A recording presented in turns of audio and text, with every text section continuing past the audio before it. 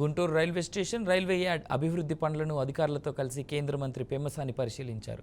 నాణ్యత లేకుండా జరుగుతున్న పనులపై అధికారులను కేంద్ర మంత్రి ప్రశ్నించారు. అసంపూర్తిగా మిగిలిన రైల్వే పనులపై అధికారులు ప్రత్యేక సమీక్ష నిర్వహించారు. 15 రోజుల్లో నాణ్యత లేని రైల్వే పనులపై చర్యలు తీసుకుంటామని ఆయన హెచ్చరించారు. యుద్ధ ప్రాతిపదికన పనులు పూర్తి చేయాలని అధికారులని ఆదేశించారు.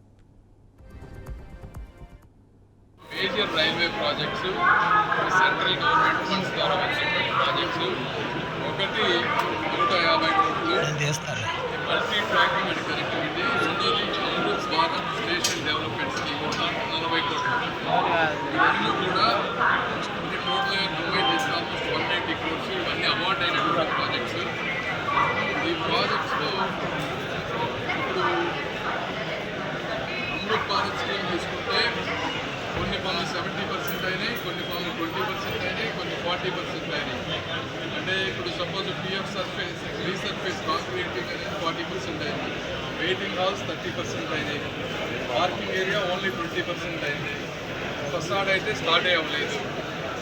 మరి మల్టీ ట్రాక్స్ తీసుకుంటే బిల్డింగ్స్ 30% అయినాయి, బ్రిడ్జెస్ ఓన్లీ 53% అయినాయి.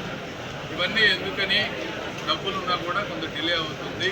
ప్లస్ అదిగాక తిరిగినప్పుడు అక్కడక్కడ క్వాలిటీ ఇష్యూస్ కూడా ఉన్నాయి. ఇవన్నీ ఒకసారి రివ్యూ చేసి కాంట్రాక్టర్ గారితో మాట్లాడి అన్ని డిపార్ట్మెంట్స్ని కోఆర్డినేట్ చేసుకొని, డిఆర్ఎం గారు ఉన్నారు ఇక్కడ, ఇప్పుడు మాకు హామీ ఇచ్చారు. ఒక ప్రాజెక్టు 40 క్రోర్స్ది అమృత్ భారత్ అయితే వచ్చే మార్చి కల్లా కంప్లీట్ చేస్తా అన్నారు.